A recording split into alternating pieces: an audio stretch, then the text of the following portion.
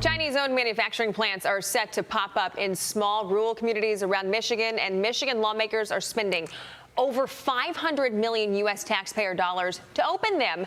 But residents are outraged, and they are letting them know. You guys are hypocrites.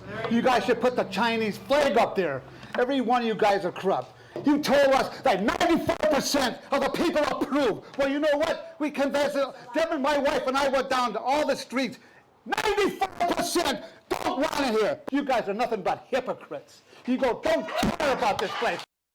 Former Michigan gubernatorial candidate Tudor Dixon joins us now. Tudor, thanks so much for being here. That was exclusive video to Fox and Friends First, so thank you for sharing that with us. But give us a little bit of a backstory. Why? Why, in light of everything we know about China trying to influence and infiltrate the United States of America, is that still happening? I think because people really don't understand the threat there. And as you see, those people didn't understand even that this company was coming to their town until we started to expose that they have connections to the Chinese Communist Party. Once they started to see that, they started to ask environmental questions. They found out that a lot of these chemicals aren't approved by the EPA. They're wondering if their families are even safe in this town. And so you see it's getting very heated in Michigan. I mean, I'm from the Midwest. I know how heated people in the Midwest get, especially when they start to feel like they're being encroached on in situations like this. But is there any chance this can be stopped, or is it a done deal?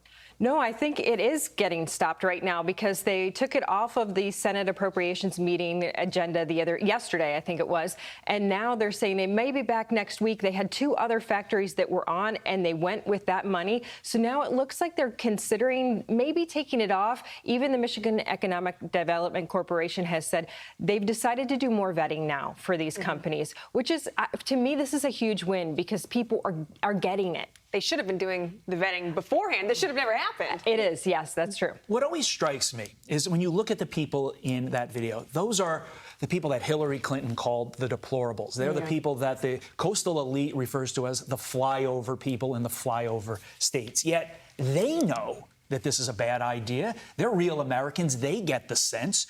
Who keeps pushing this stuff besides the Chinese? Because I can't imagine caring about our country, caring about preserving American freedom and American values and being like, oh, no, we need the money, so China, come on over. The people who have never worked in a factory, the people who don't know how dangerous it is and the safety requirements that we have to have and the environmental requirements that we are held to.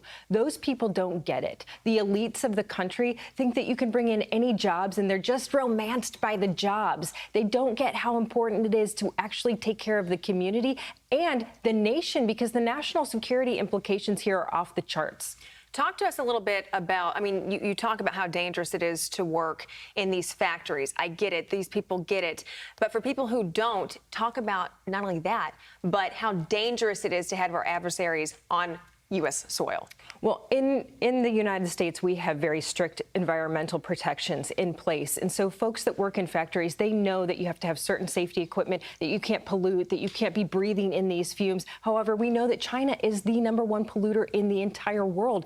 They have clear ties to the Chinese Communist Party on their American website. It's incredibly dangerous to have them come in. And so when you talk about the Chinese ties, their parent company, they say, oh, it's a parent company that's connected to the CCP.